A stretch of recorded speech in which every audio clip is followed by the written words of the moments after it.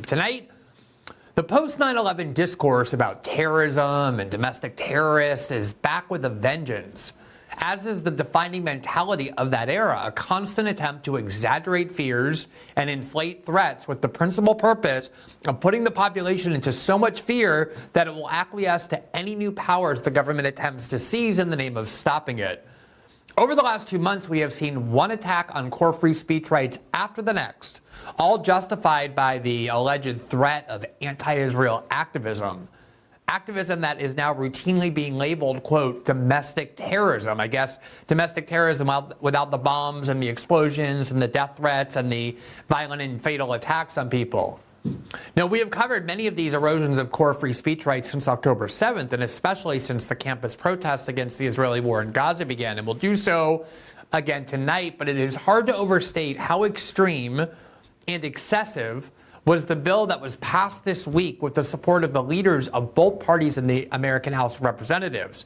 A bill that nominally seeks to expand the definition of, quote, anti-Semitism for purposes of federal anti-discrimination law, but which in fact bans a wide range of obviously valid and permissible criticisms of both the state of Israel and Jewish individuals. When one looks at all of these incidents in isolation, it is easy to object and even get angry about each one. But it is really important to take a step back and examine the underlying tactics and mentality and framework that have taken root and that are now driving all of these incidents. And when one does so, as we will do tonight, you will see that the same destructive approaches that degraded the so-called war on terror into one of the greatest sustained assaults on core civil liberties in American history is very much vibrant and active once again now.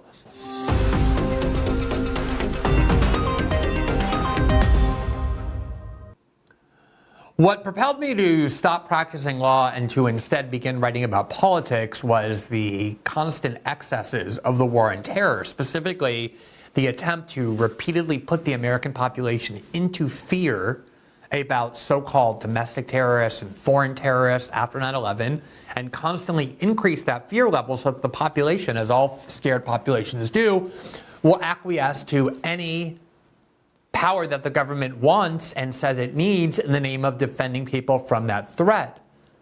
And for years, there was an assault of every kind, one after the next, on our core civil liberties by constantly telling Americans that we were in danger of another 9/11 attack, that there were sleeper cells from Al-Qaeda all around our midst, and that the only way to stop them was to accept and embrace very extreme measures, such as the Patriot Act or warrantless spying, that radically changed our political system forever. And there is no question that exactly that mentality is being rejuvenated, often by the very same people who did it the first time, though this time in the name of not stopping Al-Qaeda or ISIS or other terrorist groups, but instead stopping people who are critical of Israel, who are marching against the U.S.-funded war in Gaza. Now, I think that because the war on terror is now somewhat of not so much even recent history, but for a lot of people, history that they didn't live through and that they don't recall, I think it's worth highlighting just some of the exemplary incidents to illustrate the kind of mentality that reigned then and is still reigning now. So to begin with, one of the things I think people have forgotten a lot is, and here is a Politico article in 2012 about it when Newt Gingrich was running for president, which is that in 2006, Newt Gingrich backed censoring the internet. Quote, back in 2006, Gingrich argued that censoring the internet would be the right thing to do when it comes to Islamic radicals who use the web to organize jihad against the United States. Quote, we need to get ahead of the curve rather than wait until we actually literally lose a city, which I think could literally happen in the next decade if we're unfortunate, Mr.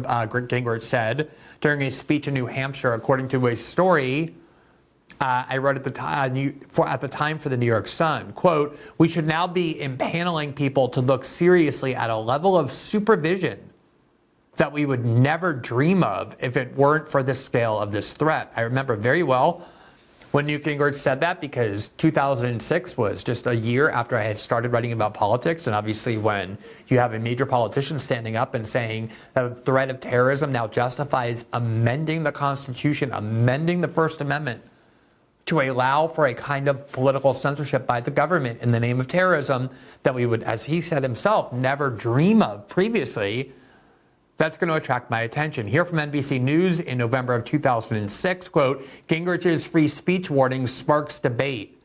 Former House Speaker Newt Gingrich has sparked a nationwide debate about the First Amendment after saying the war against terrorism may force the United States to re-examine the freedom of speech guarantees. Gingrich, a potential Republican presidential candidate in 2008, said Monday that, quote, a different set of rules may be needed to reduce the terrorists' ability to use the internet to recruit and communicate. In the same discussion loop, others argue that Gingrich may have a point. Quote, he's right, said McKechnie, who I believe was a member of Congress at the time. Quote, those freedoms just hinder those trying to protect us. Besides, if you've got nothing to hide, why should you care? The only ones they're after are the terrorists. And this was, of course, a very common theme at the time, which was that all of these brand new policies and that we're enacting that are bridging civil liberties to spy on you, why would you care? Why would you object? Unless you have something to hide. I had to give a TED Talk in 2014 in the midst of the Snowden reporting to address precisely that argument. When we revealed that the internet had been turned, unbeknownst to the American public, into a framework of unlimited spying directed domestically. And ultimately, the primary argument became, well, if you have nothing to hide, why do you care if the government's reading your emails and spying on you? If all you're doing is arranging Little League practices and writing to your grandparents or buying airline tickets to go visit your family, if you're a good law-abiding citizen, why would you care if we get to read your emails? If you have nothing to hide, you shouldn't value your privacy at all. That was very much the mindset they were pushing. Now, here's the New York Times in December of 2005 in a story that we've covered many times. This was reported just 2 months, not even 2 months, after I started writing about politics, and this became a focal point of mine for the next year. In fact, I wrote a book, my first book, on this scandal. Quote, George Bush lets U.S. spy on callers without courts.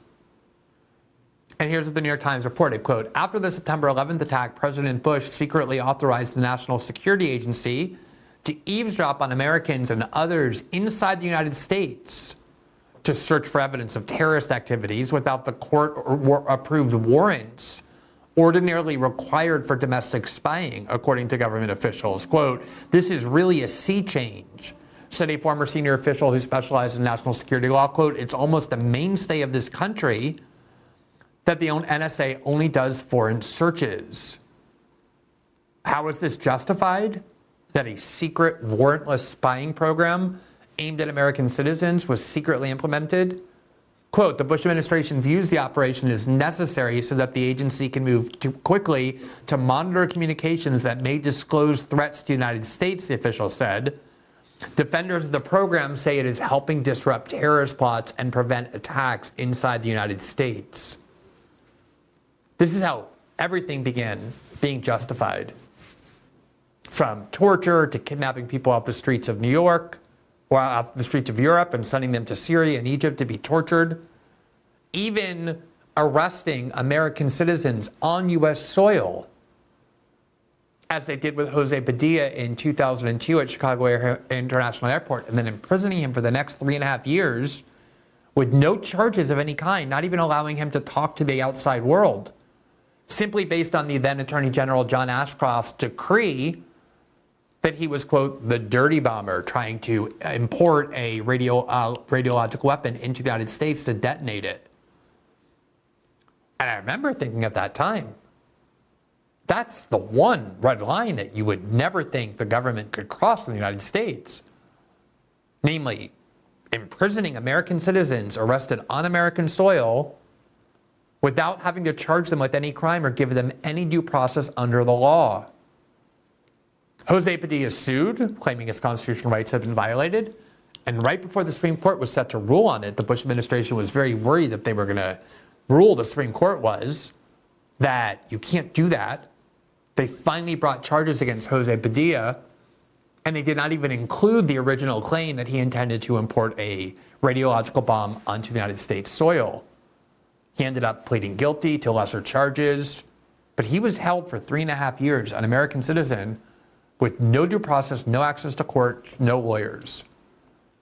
This is what was going on back then, and it was all justified by the repeated incantation of the word terrorism and terrorists. Obviously, that was when the Patriot Act was enacted, and that Patriot Act is still with us today. And it has been used far more often in cases having nothing to do with terrorism than it has in actual terrorism cases.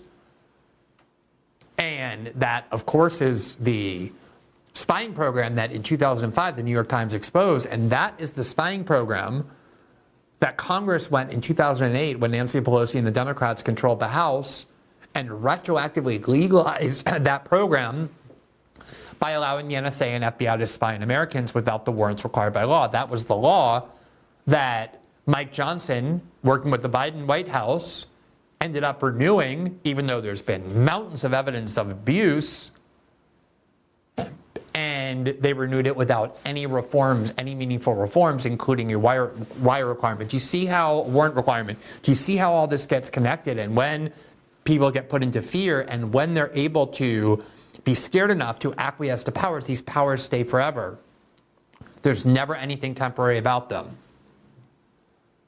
Now, one of the things we've seen since October 7th, and especially over the last several months, as these campus protests proliferated, even though none of them involved things like detonating bombs in public places, or threatening to kill innocent people, or harming anybody physically, increasingly we're now hearing that these protesters and these protests are actually domestic terrorism, and the same kinds of extreme abridgments of civil liberties, and even far worse, need to be accepted by us in order to put a stop to this scary threat of 20-year-olds protesting on American college campuses peacefully against a war in Gaza that their government is financing. Here is Senator Tom Cotton of Arkansas speaking yesterday about this grave threat. Listen to what he said. We're here to discuss the little Gazas that have risen up on campuses across America, and the liberal college administrators and politicians who refuse to restore law and order and to protect other students. These little Gazas are disgusting cesspools of anti-Semitic hate, full of pro-Hamas sympathizers, fanatics, and freaks. The terrorist sympathizers in these little Gazas aren't peacefully protesting Israel's conduct of the war. They're violently and illegally demanding death for Israel, just like their ideological twins, the Ayatollahs in Iran. I mean, to call that rhetoric unhinged and hysterical is to gravely understate the case. There's a bunch of, quote, little Gazas breaking out all over the country. And who are these liberal administrators who are afraid to confront them? Who are these politicians who are afraid to confront them? Joe Biden has been condemning them vehemently from the start, and now we've seen every college administrator calling in police force using major shows of force the NYPD did in order to take down the protesters in Colombia. Even if what Tom Cotton said there was true, namely that it's a cesspool of anti-Semitism, that they're calling for the dismantling of the Israeli state, all absolute lies. I'm sure there are some people there saying those things, but we've covered these protests, we've put protesters on so that you could hear from them yourself. What motivated them is very obvious. Like everyone, they were watching day after day after day after day videos of Israeli bombs blowing up thousands and thousands and thousands of Palestinian women and children, innocent men, destroying their entire civilian infrastructure and ultimately cutting off their borders and not letting in humanitarian aid to the point that they were on the brink of massive starvation. And those people went and started protesting the war, as students did about the Iraq War, about the Vietnam War. All the things that were said about the protesting of the Vietnam War and the protesting of the Iraq War were said exactly verbatim about what Tom Cotton said. Oh, they're just against the war in Vietnam because they're communists, they're disgusting communists, they're only against the invasion of Iraq because they worship Arab dictators like Saddam Hussein. It's the same tactics over and over. But even if everything Tom Cotton said there was not a lie but were true, protesters in the United States have the absolute right to express those opinions. They're allowed to argue that Israel is an illegitimate state. That's allowed as political speech in the United States. They're allowed to engage in hate speech That's been a cause of the American right for at least the last decade. That censoring political speech on college campuses in the name of stopping hate speech is repressive and tyrannical. Remember all of that? And yet, over and over now, we are regularly hearing this kind of language from the Tom Cottons of the world, that these student protesters are not just evil terrorists, little Gazas, little Hamas contingents, but that as a result of the presence of terrorists in our country exercising their constitutional right, the government needs to be involved. That's why Tom Cotton's having a press conference, because they want to take all kinds of actions to interfere in the speech and discourse that is permitted to take place on American college campuses in the name of stopping this terrorism threat. Here is Tulsi Gabbard earlier today on Fox News, who has long been a vehement supporter of Israel. Tulsi's a friend of mine. I've spoken to her many times before. There's a lot of things I agree with her about and a lot of things I don't. But she has long viewed almost every political conflict involving Israel or the Middle East through this lens of the need to stop radical Islam from contaminating our shores. And she, too, is trying to depict these student protests who are exercising their First Amendment right of free speech and organizing and protesting as some sort of new terrorist organization that has invaded our soil. Listen to what she told Fox News about these protests. Off from what we're talking about over at Columbia last night. What are your thoughts when you're looking at that? Again, the NYPD, law enforcement in to save the day, vilified by the faculty, but there was no other choice at the end. Yeah, I mean, there's a few layers of issues here, Brian. Obviously, it is first and foremost maintaining the peace, law and order, enforcing the law as we're seeing our police officers do every single day. But the underlying issue that I hope everyone is paying attention to is the violence, anti-Semitism, and the pro-Hamas calls. You hear some of the calls that these kids are doing on these campuses saying, we hope October 7th happens 10,000 times over. They are parroting this radical Islamist terrorist ideology that Hamas, Al-Qaeda, ISIS, all of these organizations are trying to perpetuate around the world, which is the extermination of Jewish people and a propagation of their radical Islamist rule. They want to establish Sharia law and a caliphate around the world. And that's the short-term and long-term threat that these groups pose to freedom-loving people and civilization. So the real goal of these protesters at college campuses all over the country is not what they claim it is, which is to protest the Israeli war in Gaza. Instead, it's to establish Sharia law in the United States. There are large contingents of Jewish students, including Jewish Voices for Peace and all kinds of Jewish organizations that have been created in the wake of October 7th to oppose the war in Gaza, that are part of these protests. The idea that they are working for Sharia law in the United States, that that's what these protests are really about, is not just such an obvious, wild exaggeration and delusion, but it's a very dangerous one, because obviously if you convince the American public that we once again have some kind of invasion of Islamist terrorists or Islamic radicals, that all the things that they acquiesce to as part of the war on terror will be things that they are willing yet again to embrace. And that's exactly what that kind of rhetoric is designed to do. Now, one of the things that has really disturbed me, in addition to the laws that the House passed earlier this week and the executive order from Greg Abbott and the constant attempts of Congress to haul administrators, college administrators before them to dictate to them the range of political speech, is what the New York Police Department has been saying over this last week as justification for why they sent an army of police officers with all kinds of paramilitary gear into Columbia in order to take down that encampment and remove those students from occupying that campus. Now, one of the New York Police Department created a video praising itself, very melodramatic, with music showing the planning of this. They were so proud of themselves. They were talking as if they had taken down every organized crime family in New York and dismantled all the drug trafficking gangs, and had dismantled Al-Qaeda and ISIS and fought and conquered the Russian and Chinese army all at once, you would have thought that that's what they were planning for and that's what they accomplished by the way they were speaking about themselves, instead of what they actually did, which is remove a few dozen unarmed 19 and 20-year-old college students from occupying a building that has been occupied many times in Colombia's history as part of peaceful protest. Here is the head of the New York Police Department Counterterrorism Bureau.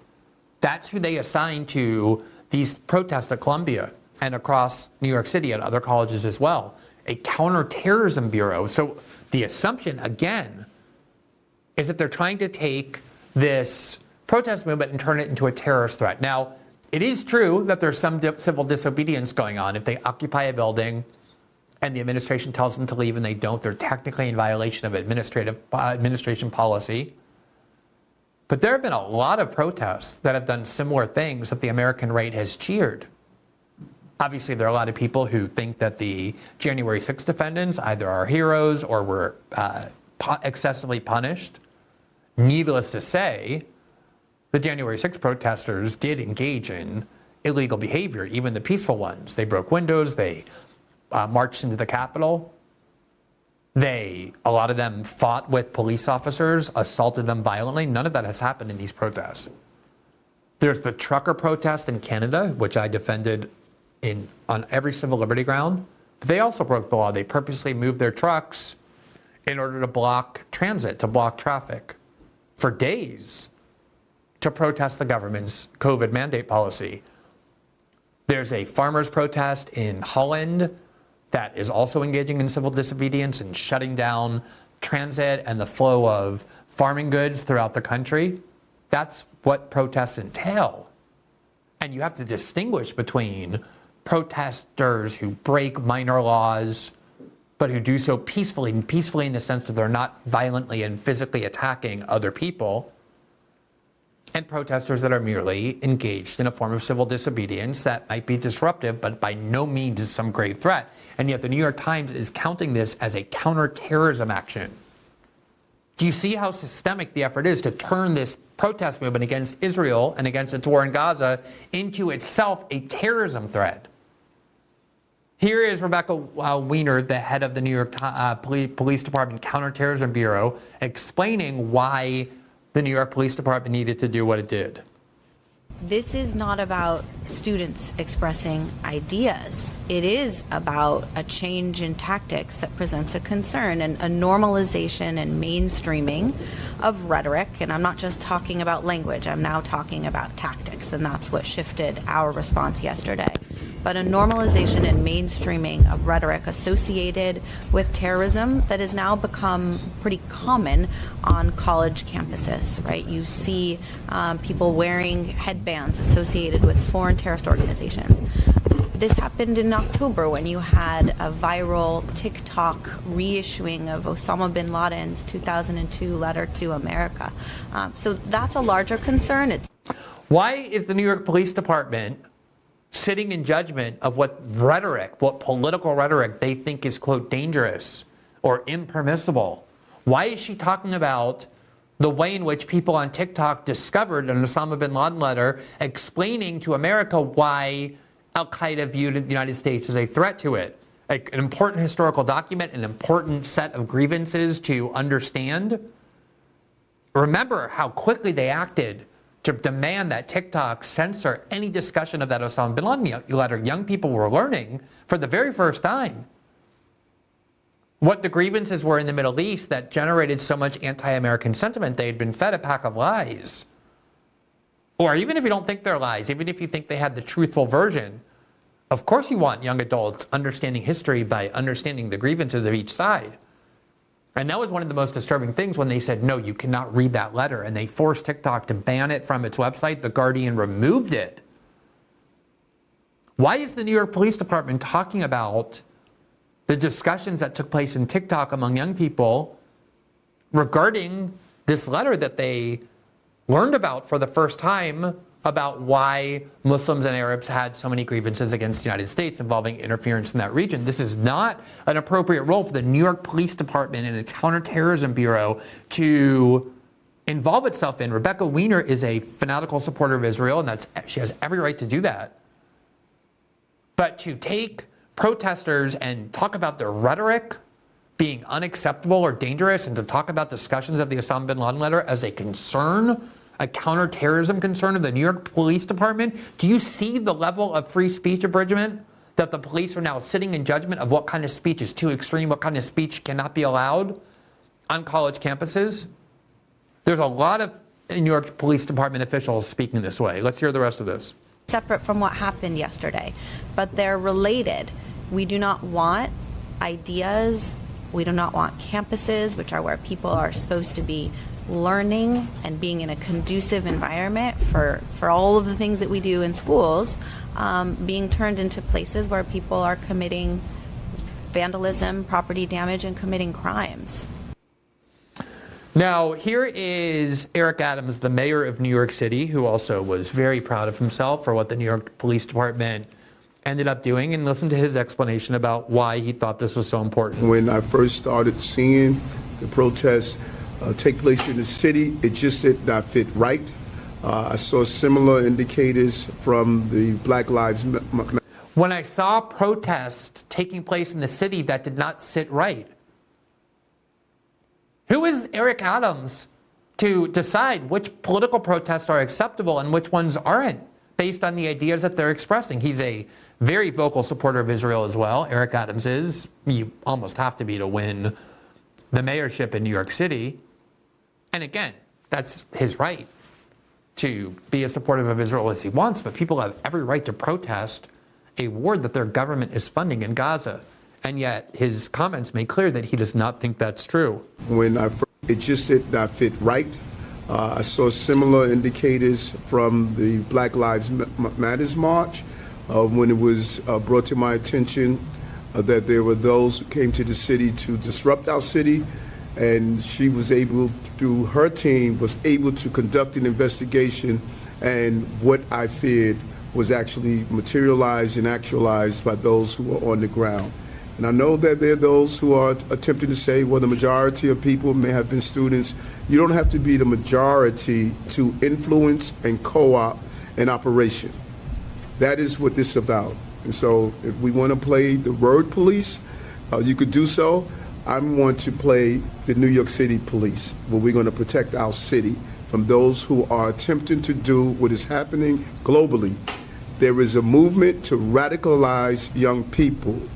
And I'm not going to wait until it's done and all of a sudden acknowledge the existence of it. This is when he says there is a movement to radicalize people, first of all, he's basically denying the agency of any of these students, that they had no capacity to watch the videos that we all saw of what the Israelis were doing to the people of Gaza, to young children, to babies, to women, to innocent men.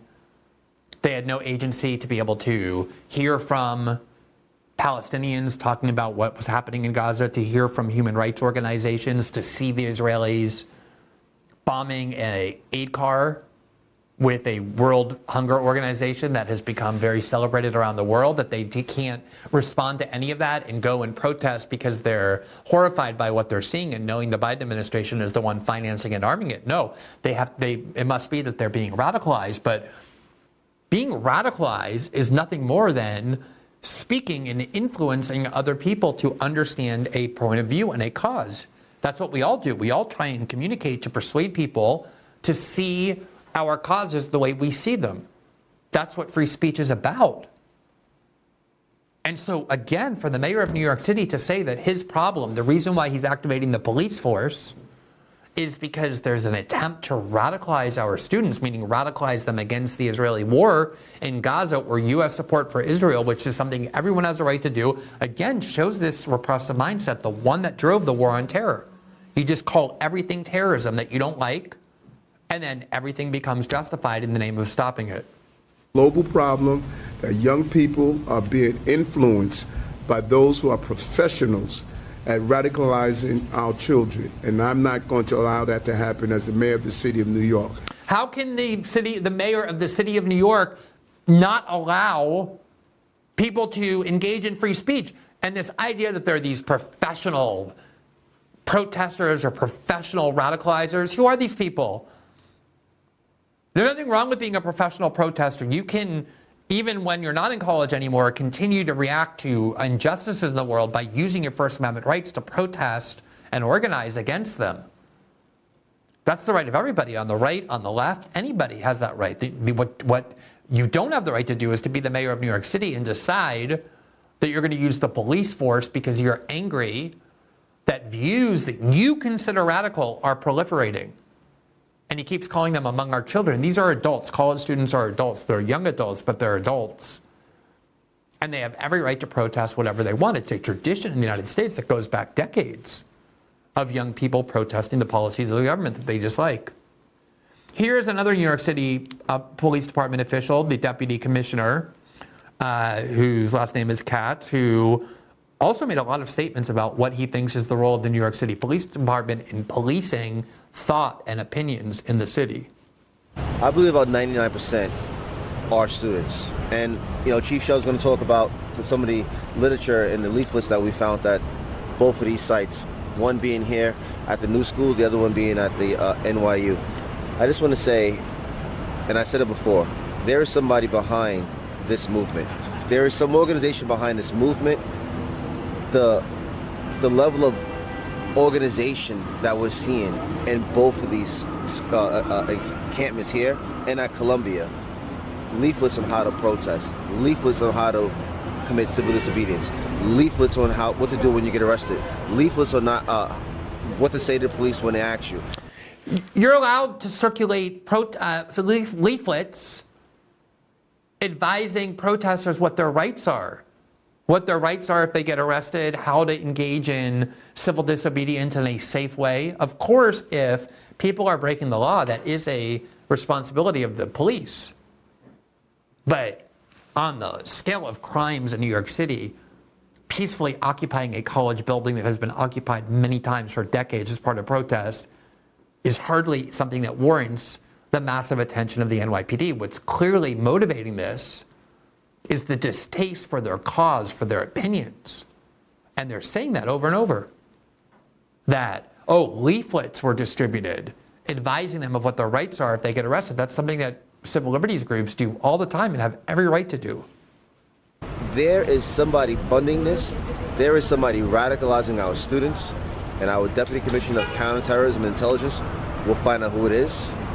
And we're going to be asking them some questions when we do. So there you have it. He's saying the counterterrorism unit of the NYPD is investigating who is influencing America's college students to turn against the war in Israel. And they're going to find them and root them out. Again, you have every right to try and convince young people, convince everybody that you want that the Israeli war in Gaza is immoral and that the United States financing of it and arming of it is morally wrong as well. To convince as many people as you can of that is your absolute constitutional right. But the reason these statements that ought to seem shocking and alarming, horrifying, where police officials and federal politicians are standing up and saying, what we're angry about and what we're going to stop are the spread of opinions that we regard as radical using the force of the state to do so. The reason it all seems reasonable is because they're putting it into the context of terrorism. They're just calling these students and their beliefs terrorists. Exactly what was done throughout the entire war on terror, where as long as you call something a terrorism, all those abridgments, all those extreme measures, including Newt Gingrich wanting to amend the Constitution to basically dilute the free speech guarantee of the First Amendment and create exceptions for it in the name of fighting terrorism, that's how it was all justified. Here is a press conference that was held today where a New York State Senator named Bill Weber appeared. And usually state legislators don't get to do very exciting things, so they're obviously very excited about the fact that they get to weigh in on a national issue with cameras there. And it's really worth hearing what it is that he said about how he sees these protests and the responsibility to stop them. That are going on college New York State and really throughout the country right now is really concerning. I want to thank the New York City Police Department for clearing the domestic terrorists and paid agitators. That's right, domestic terrorists and paid agitators that were on this campus, wreaking havoc, causing destruction, causing concern, intimidating students. Students, as Jack Martin said, come here to learn at these fine institutions, and they should not have to be harassed and intimidated every single day. So I'm proud of the New York City Police Department on what they did, and I'm so thrilled to be here today to stand in solidarity with not only... So he's calling the Columbia students and the students at other schools domestic terrorists. Is that a framework you're comfortable with, that government officials can now classify you as domestic terrorist if you gather and protest in support of a cause they dislike? One of the things we were reporting on constantly was that before Joe Biden was even inaugurated, top Biden officials were saying that one of their priorities was to pass a bill introduced by Adam Schiff that would basically create domestic terrorism as a new crime in the United States. Domestic terrorism is not a recognizable concept under the United States. And what he wanted to do was to take all the different war on terror laws that gave the government power to fight foreign terrorism and just add the word or domestic terrorism. And the reason they wanted to do that was because they intended to characterize the Trump movement as a criminal insurrectionary movement, and they wanted to call them a terrorist movement in order to justify spying on them and police powers against them of exactly the kind that they're now doing aimed at these political protesters. Here is the NYPD video that they created to heap praise on themselves, to treat themselves as some kind of brave, heroic fighting force because they successfully stood down unarmed 19-year-old kids at Columbia. And again, you would think that based on this video, they had just successfully arrested the leaders of all 5 families that constitute organized crime in the United States, and at the same time dismantled all of these street gangs that plague New York City and confronted Al-Qaeda and ISIS as well. Listen to how they talk about what they did here. Here's the chief of the department's conference room. They're showing the planning of this incredibly brave operation. That's the sidewalk, right? Which sidewalk would that be? That's Amsterdam. That's the Amsterdam Avenue. So we got Hampton is a little. Can you believe they're putting this with melodramatic music as though there's such high tension as the good guys are going to confront the dangerous bad guys, the unarmed students at Columbia? Further down. Is this handling right now? No.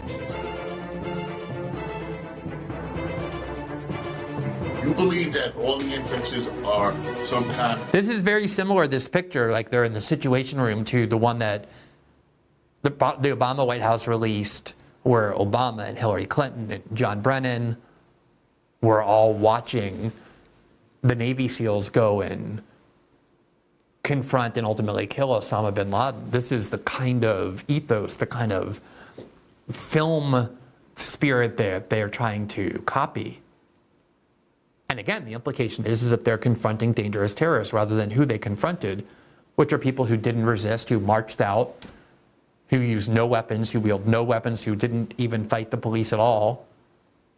But this is what the New York City Police Department is trying to imply. Somehow barricade.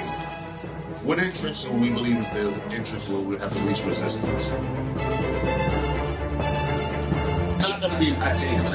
We're not going to be moving. Probably down the clock. Right. You got some planned process up there. Yeah. We want to start getting them more off.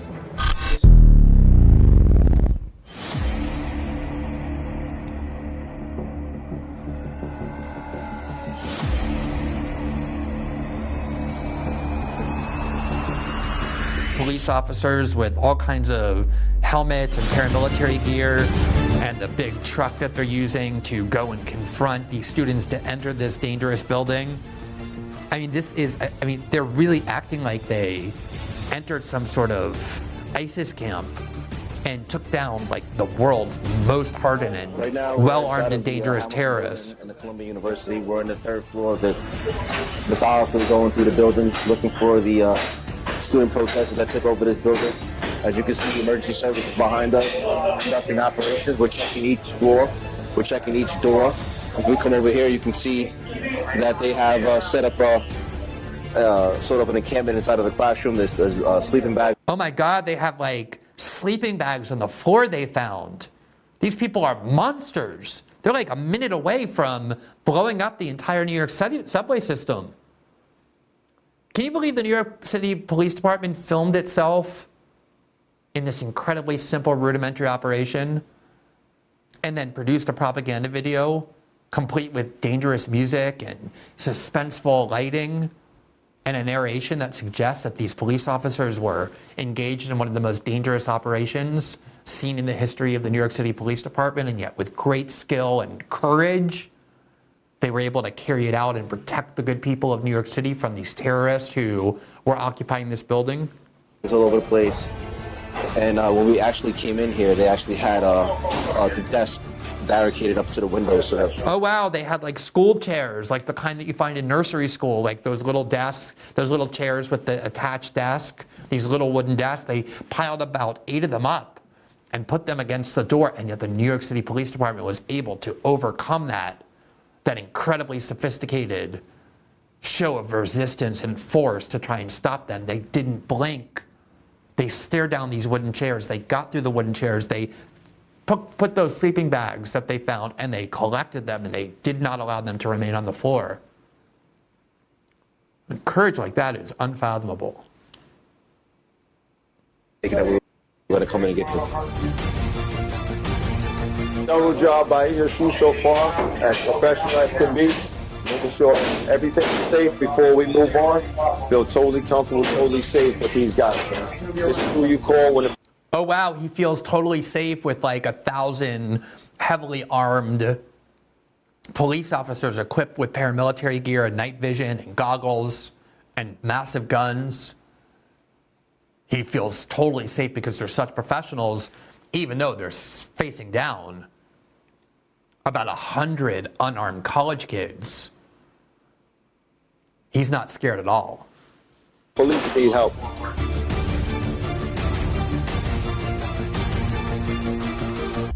They're showing themselves removing those school chairs,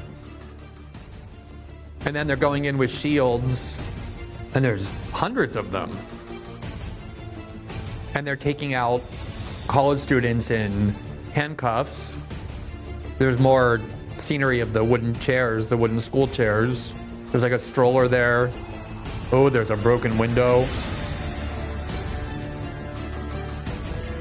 So this is the mindset. It's very much the mindset. All of this is about continuously escalating the level of fear to make you think that basically there are Al-Qaeda sleeping cells occupying every American campus.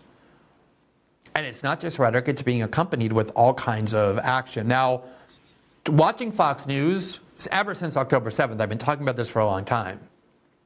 And just as a reminder, the first show that we did after October 7th was that Monday, October 9th. And I began the show by talking about the dangers of 9/11 and the way in which people might react to a terrorist attack and completely lose their minds, lose any sense of proportionality. And then, the United States, in addition to suppressing all kinds of civil liberties, went on a spree of invasions and bombing campaigns that lasted more than a decade over a single-day attack. And it was very predictable that the same thing was going to happen here, and that's why after October 9th, when I explained why I thought what Hamas did was unjustifiable, I proceeded to urge that people remember the lessons of 9/11. And yet, from the beginning, starting on October 7th, watching Fox News reminded me, it was like watching Fox News on October 13th, 2001, and throughout 2002 and 2003, they were speaking of these protesters with scorn and contempt the way they did the protesters who were trying to stop the invasion of Iraq, while the Fox News company and every one of its personalities was cheering that war and demanding that war, a war that turned out to be a bloody disaster for everyone in that region, for the United States, for our military who lost their lives there over nothing. And Fox News is just right back to doing what they're doing. Listen to the tenor of their coverage. But beyond that, are you worried that we could see these scenes being used as an opportunity for a terror attack? You know, I'm not saying it's going to happen in the next 45 minutes while we're on air, but let's say this another day of this tomorrow, because the powers that be have let this thing foment. Could you see a lone wolf or an organized group or something seizing on this moment to create a terror attack, or if not that, just to use this as a dry run for one in the future?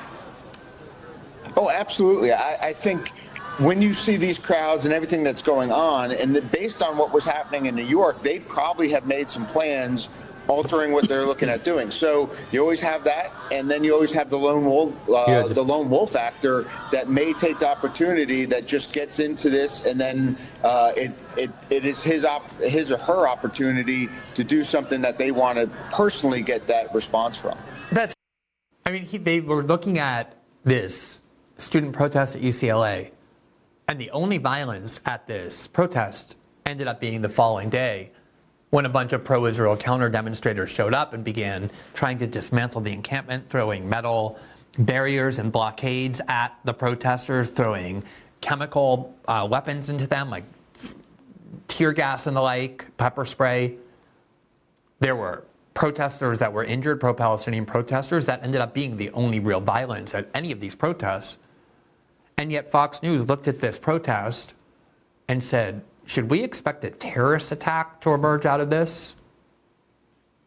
Here from the Free Press, which is Barry Weiss's site, and Barry Weiss, of course, is one of the most fanatical supporters of Israel that the country knows, right next to Ben Shapiro. I mean, it shapes and defines everything she does and says.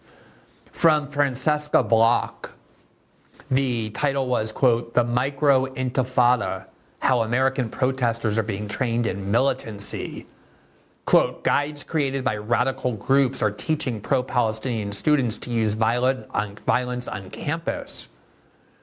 Instructions show how to barricade doors with heavy furniture, create a, quote, shield against police using trash cans, ropes, sheets of cardboard, or a corrugated metal banner, and to pick locks using a, quote, technique developed by firemen and criminals.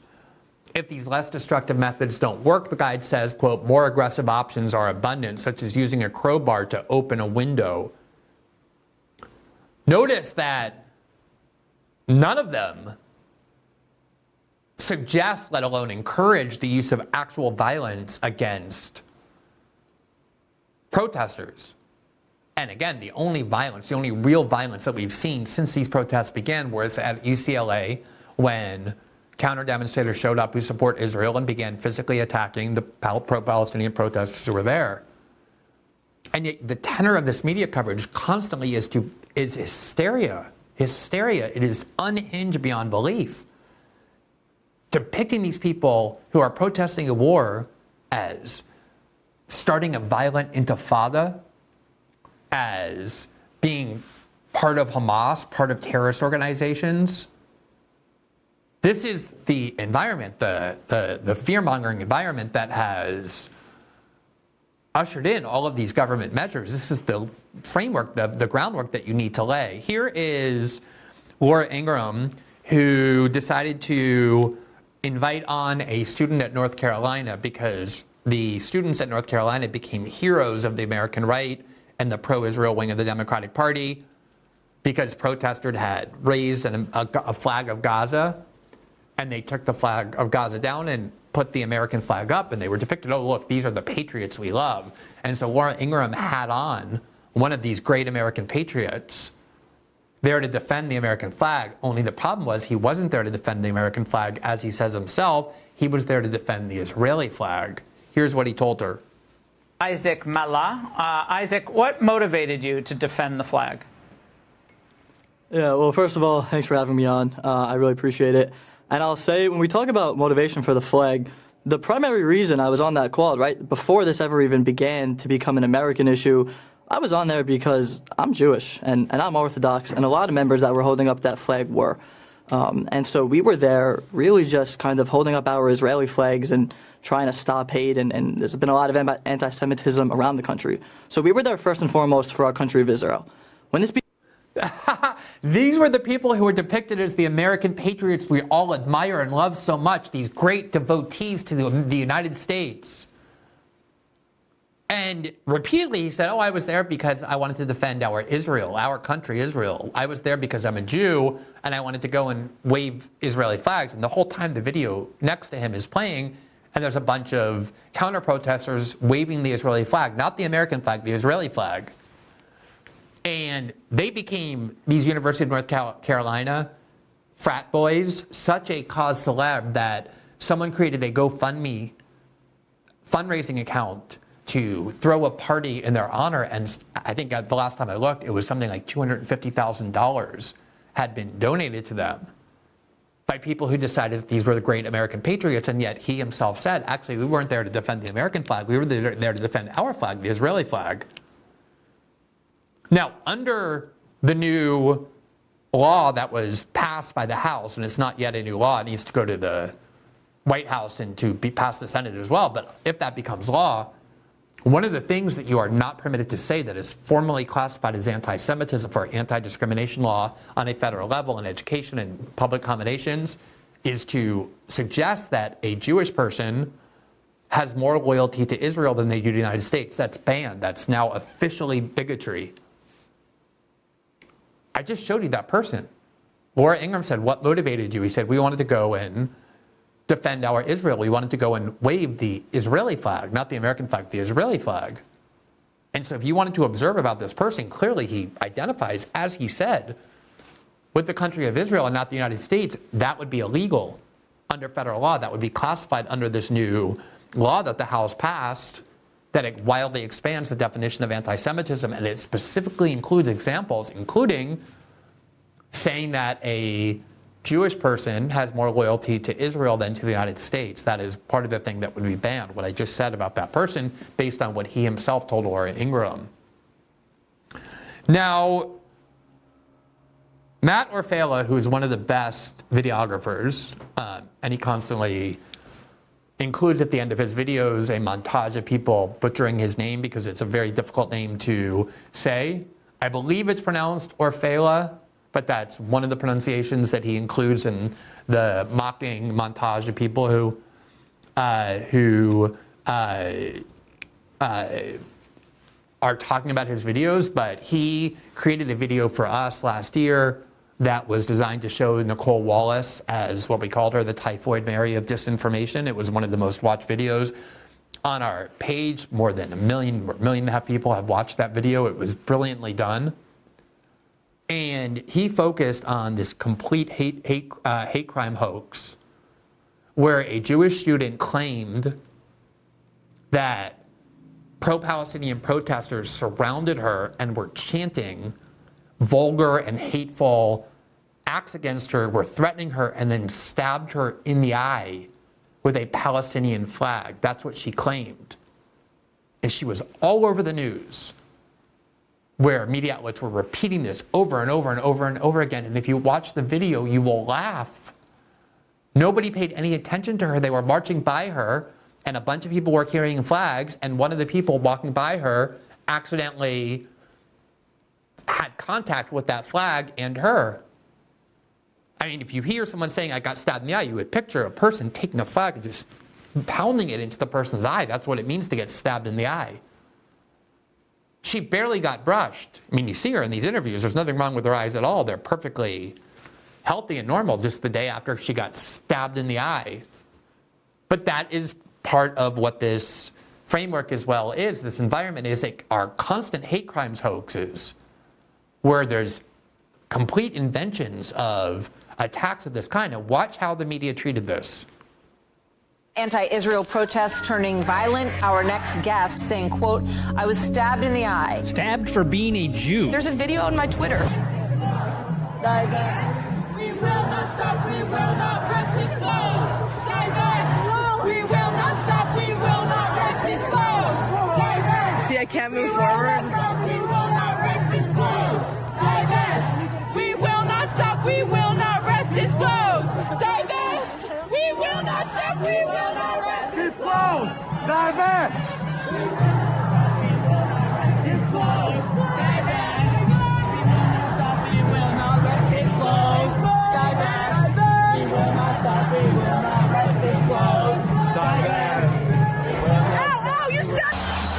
So that's the actual footage of the video. You saw all those people walking by. Nobody paid any attention to her. People were chanting their normal pro-divestment chant. Now, watch what, and then you see that last person marched by with a flag, was just waving it. And then she said, ow, ow, you stabbed me in the eye. Now, watch what happened throughout the media. No. A complete embellishment. One Jewish student at Yale was stabbed in the eye with a Palestinian flag.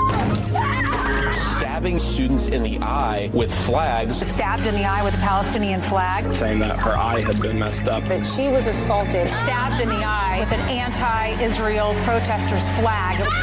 A demonstrator jammed a Palestinian flag into her left eye. Jabbed in the eye with a Palestinian flag. Stabbed in the eye with a Palestinian flag. Yale's investigating the attack. Having her eye stabbed with a Palestinian flag. Yes. So there's a lot of violence going on. Injuring our guest. Poked in the eye with a flagpole. And hospitalized! You had to receive hospital treatment for your injury. It's a heart attack. Needed hospital treatment for that injury. What is the nature of your injury? I could just feel the pressure of what happened, and like I have a headache. Oh boy. She had a headache. That's what happened to her. She kind of has a headache. Let's hear the rest of this. Sahar Tartak says she was assaulted for wearing Jewish attire. Quite obvious. I wear a modest dress and I have a Star of David. Quite obvious. And they identified us pretty much immediately. Then what happened? There's a video on my Twitter of students passing by me in a circle as they encircled me. They started taunting me and giving me their middle finger. Oh my God! And they all, one after the other, taunted me. All, one after the other, taunted me. Disclose! Divest! Disclose! Divest! Okay. It was not just like one of them taunted me. They all taunted me one after the other, waving things in my face, and then this culminated in a physical assault. Okay. You have people getting stabbed in the eye. Stabbed in the eye! Jabbed in the eye with a Palestinian flag. So the FBI should be looking very closely at this. This is not some inert protest movement. It is menacing. A Jewish Yale University student says that she was attacked during an anti-Israel protest. Meanwhile, the IDF launched a deadly series of airstrikes. This doctor works efficiently to help the baby girl breathe, her lungs not yet fully developed. Her mother was 6 months pregnant when she was killed in an Israeli airstrike. At least 22 people, including 18 children, are dead after an Israeli strike on Rafah Saturday night. Israel has conducted daily air raids on the Gaza City, where most of the population has taken refuge. And it just goes on, showing obviously the contrast between who the real victims are, the people of Gaza, and this woman who was able to turn a obviously accidental contact with a flag where she wasn't even injured except she had a headache into a complete hate crime hoax that was basically repeated on every network over and over and over. And she just blatantly lied about what they were doing, that they circled her, that they were taunting her and yelling anti-Semitic slogans at her, and then stabbed her in the eye with a Palestinian flag. You watched them all. They were walking by chanting, barely even looking at her. She was filming them, and so they would look at the camera and chant into the camera. And she just, every time she went on air, she just played it up more and more. Now, it would be one thing if this were just rhetorical excess. But as we've said, and as we've reported for a long time, this is being accompanied by some of the most extreme attacks on free speech and other civil liberties that we've seen in quite some time, I would say since the War on Terror. The law this week that the House passed is absolutely remarkable in terms of how blatant and glaring of an infringement on free speech it is. In fact, the Jewish journal, The Tablet, today editorialized against that law, saying, how dare you enact laws that limit free speech in the name of protecting Jews. We don't want that kind of protection. Talked about how hate speech is absolutely a constitutional right, that there's no hate speech exception to the First Amendment. I think people are now starting to realize just how far things have gone in terms of clamping down on basic rights in the name of combating this quote-unquote terrorist threat. But let's remember that the bill that was passed, that President Biden signed, that went through the House and Senate to ban TikTok or to require a change of sale to a company that would be more susceptible to pressure by the American government, had been lurking in Washington for years. And it was suddenly enacted through bipartisan support in November, and the reporting over and over was that the reason Congress decided to ban one of the most popular apps, social media apps in the United States, or to force a sale to a company that is more susceptible to American pressure, and it's very unclear whether they will be able to actually sell TikTok in any meaningful way to divest themselves of it. So it could very well result in a ban of a social media app that a third of Americans, 130 million people, choose to use to communicate and to organize, that it could actually be banned by the government. And it put the power in the hands of the government to ban similar apps based on its judgment that it's foreign-owned and present a threat. But the reason it finally passed was because members of both political parties became convinced that one of the reasons young people had turned against Israel was because TikTok was allowing Israel criticism to circulate too much. And every news media outlet reported that that was the reason why this finally passed. Here from NBC News, November 1st, 2023, quote, critics renew calls for a TikTok ban, claiming the platform has an anti-Israel bias. So one of the most extreme attacks on a free internet happened because they weren't censoring enough anti-Israel speech. Quote, the perceived performance of pro-Palestinian content on the platform depends on how you parse TikTok's data. Members of Congress, conservative activists, and wealthy tech investors are renewing calls to ban TikTok in the U.S., arguing that the most popular content related to the Israel-Hamas war on the app has a pro-Palestinian slant that is undercutting support for Israel among young Americans. TikTok has been the target of criticism for years because of its Chinese ownership and concerns about government control over the app, a relationship that both Republicans and Democrats say is a threat to the personal data of users. Now, critics allege that TikTok is using its influence to push content that is pro-Palestinian and contrary to U.S. foreign policy interests. The claims about TikTok's promotion of pro-Palestinian content are anecdotal, and they have been bubbling up on the social media platform X in statements to the media and on conservative media outlets such as Fox News.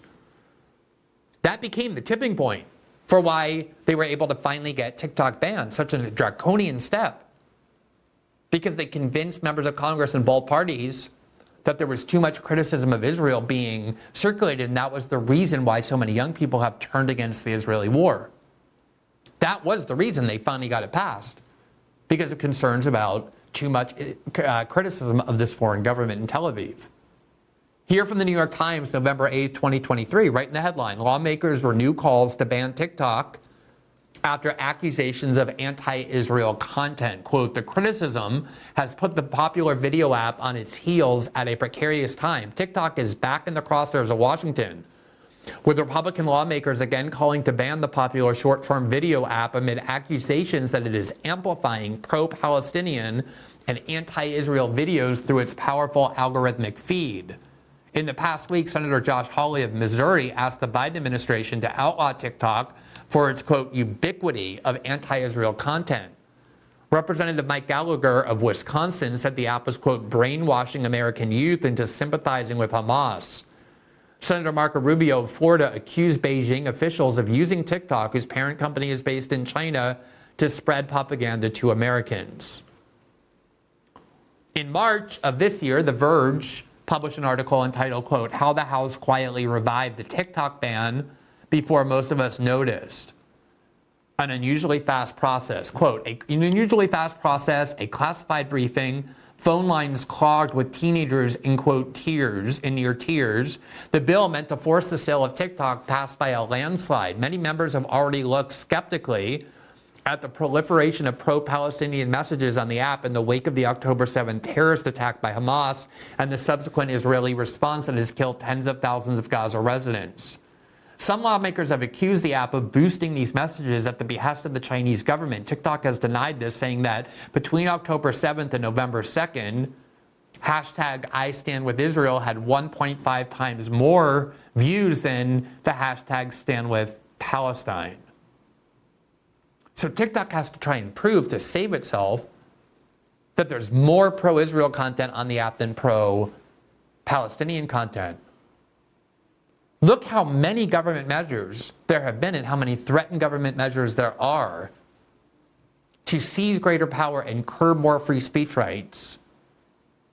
by escalating the fears about these protest movements and young people against Israel being terrorists and terrorist threats in order to scare the population into accepting them. Now, the reality of these protests, not the anecdotes circulated on Twitter, not the hate crimes hoaxes that we've seen where pro-Israel students are wildly exaggerating and not fabricating what happened. The actual reality, the studied research reality, was published today in The Guardian. If we could put that headline up. They reported the following, quote, a new report found that 99% of pro-Palestine protests at U.S. colleges have been peaceful. Let me say that again. A report found that 99% of pro-Palestine protests at U.S. colleges campuses have been peaceful, despite remarks from Biden characterizing such demonstrations as violent. A brief from the Armed Conflict Location and Event Data Project, the ACLED, an NGO specializing in crisis mapping, said that the vast majority of protests have remained, quote, vastly peaceful. And one of the reasons that 99% number is not 100% is because they included the violence that happened at UCLA, violence that was initiated by pro-Israel counter-protesters who attacked pro-Palestinian protesters at that camp. The idea that these students are running around attacking Jewish students, violently assaulting people, is a hoax, it's a lie, it's a fabrication. And it's not just designed to demean those protests. What it's really designed to do is to enable more and more government measures to crack down on the right of Americans to oppose the state of Israel, to criticize the Biden administration's support for it.